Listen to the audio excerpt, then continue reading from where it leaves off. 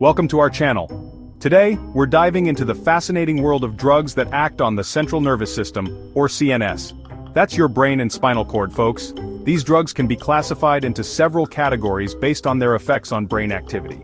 Think of your brain like a busy city with lots of traffic flowing through it. Some drugs can speed up this traffic, making everything feel faster and more intense. Others can slow it down, making you feel relaxed and even sleepy.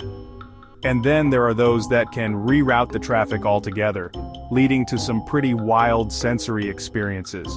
We're going to explore each category using fun and easy-to-understand cartoon illustrations. Get ready to learn about CNS stimulants, depressants, hallucinogens, and a whole lot more.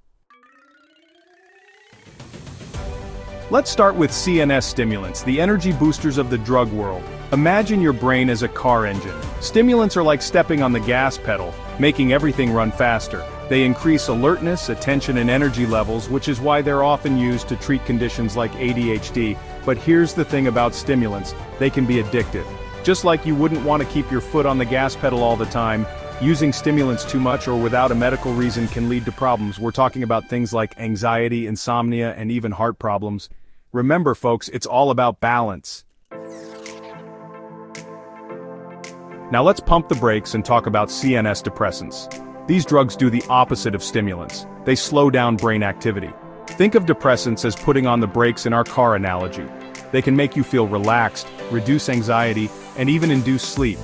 But just like too much speed can be dangerous, so can too much slowing down. Overusing depressants can lead to drowsiness, confusion, slowed breathing, and even addiction. It's important to remember that these drugs should only be used as prescribed by a doctor. Hold on to your hats because we're about to enter the world of hallucinogens. These drugs are like taking a detour into a completely different sensory experience. They can distort perception, alter mood, and cause hallucinations, which are basically seeing or hearing things that aren't really there. Hallucinogens work by messing with the way your brain processes information from your senses. Imagine your brain trying to make sense of a jigsaw puzzle with all the pieces mixed up. That's kind of what it's like to experience the effects of hallucinogens. Chapter 4. Analgesics. Pain, go away. Pain is no fun, and that's where analgesics come in.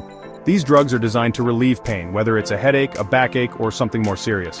There are two main types of analgesics, opioid and non-opioid. Opioids like morphine and fentanyl are powerful painkillers that work by binding to opioid receptors in the brain and spinal cord. Non-opioids like acetaminophen and ibuprofen work in a different way, but they can still provide effective pain relief for many people. Chapter 5. Anesthetics, the sleep switches. Ever wondered how surgeons operate on people without them feeling a thing? The answer is anesthetics. These drugs induce a loss of sensation and consciousness, allowing doctors to perform procedures without causing pain. There are two main types of anesthetics, general and local. General anesthetics put you completely under, while local anesthetics numb a specific area of your body. Think of general anesthetics as flipping the off switch on your brain, while local anesthetics just turn down the volume on pain signals in a specific area. Chapter 6. Anticonvulsants. Keeping seizures in check. Seizures are caused by abnormal electrical activity in the brain. Imagine a sudden surge of electricity overloading a circuit board. That's kind of what happens during a seizure. Anticonvulsants are medications that help prevent these electrical storms from happening. They work by calming down the overexcited nerve cells in the brain, preventing seizures from occurring. It's like installing a surge protector in our brain's electrical system. Chapter 7. Sedatives. Time for a little snooze. Feeling stressed or having trouble sleeping? Sedatives might be able to help. These drugs promote relaxation and drowsiness, making it easier to fall asleep and stay asleep. They work by slowing down brain activity, kind of like turning down the volume on your thoughts. But remember, just like with any drug, it's important to use sedatives only as directed by a doctor. Overuse can lead to dependence and other problems.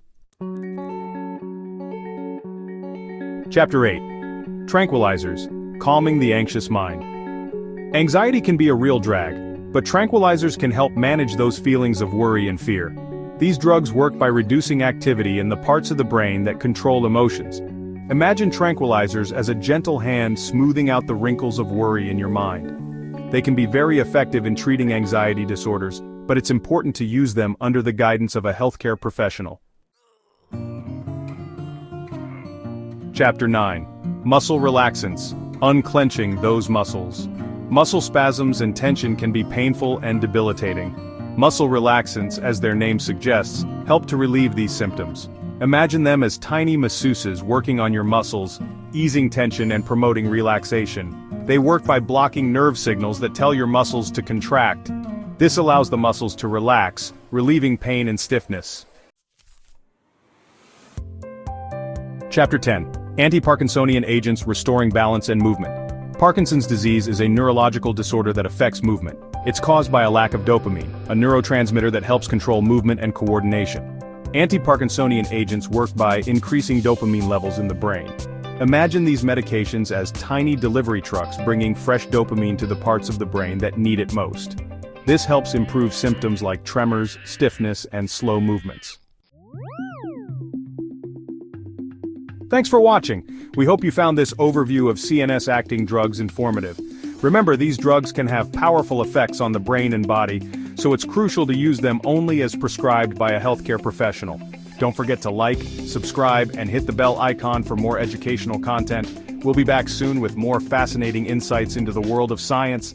Until next time, stay curious.